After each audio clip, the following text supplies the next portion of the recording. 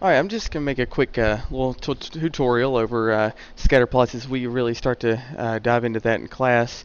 As I told you, tomorrow we're going to start working a task, just using some basic things that we already know and that we're learning. But the essential question is, how can I use prior knowledge of scatterplots to make predictions?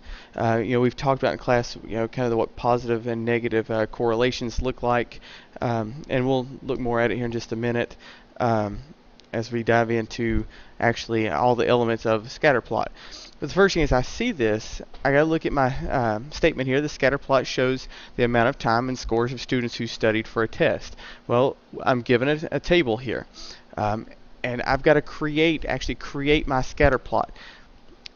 And all these are my coordinate pairs. So I'm going to just put those together. So I know a student who studied for 5 hours made an 80. And I'm just going to put my dot there. It's the data. I'm going to create my data here. Student who stayed 9 hours made a 95. For 3 hours, they made a 75.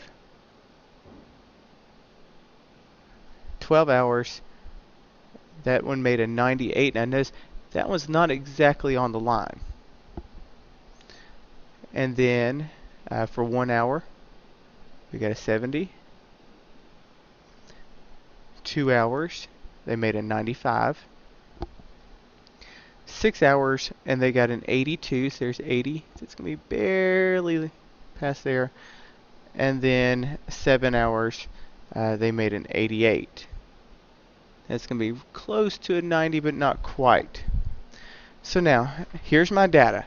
And as we look at all this data, I see the relationship here, or the correlation, is just going to be positive, because it's just like a system, or not system equations, but just like slope. If I'm going left or right, up, and see how they're close together, that's going to be a positive correlation. They're going uphill. So now, if the data showed a relationship, and they were kind of, you can see them kind of the pattern going downhill. Again, it's just like slope. It'd be a negative correlation. Again, and then if they were just scattered every which way, really no pattern to it, you would have no correlation at all. And just remind you, out here, this one right here, who who studied 2 hours and made the 95, that's definitely not the norm, and you can tell that's an outlier. So really, that's not going to affect our data whatsoever. So what I got to do is I got to draw my line of best fit. My line of best fit is going to be the line. It's going to hit as many as much of the data as possible. So I'm going to hit as many of the dots as I can possibly hit, or get as close to them as I possibly can. So I'm going to start here, and it's just going to be close here, and I'm going to go up through here. Some more. And there. And as I just, and again, it's not exact, but I just try to get as close as I could and hit as many as possible. Does it mean I'm going to hit every single one of them? No.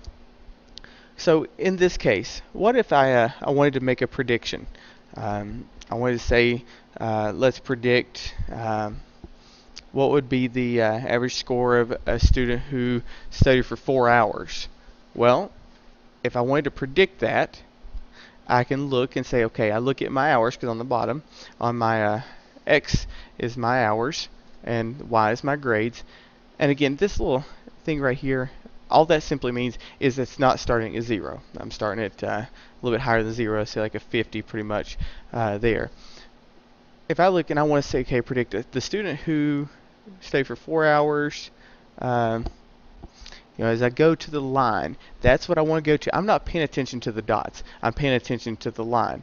So I'm just going to simply take from my line, and I'm going to draw down. So actually, let me do this. Make it easier so I can actually see straight lines.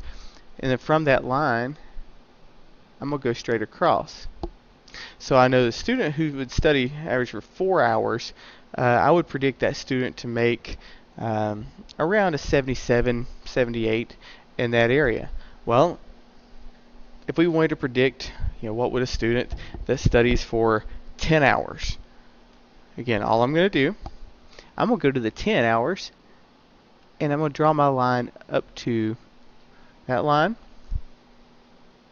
and then I'm just going to simply go over. Again, for 10 hours, you're looking at a 94 in that area. So, and that's just one way to make a prediction. It's pretty easy. Um, but my next question is going to be, okay, now that I have this line, and we mentioned in class that it is linear, can I write an equation from that in slope-intercept form? As just something we're going to work with and something we're going to investigate in class tomorrow.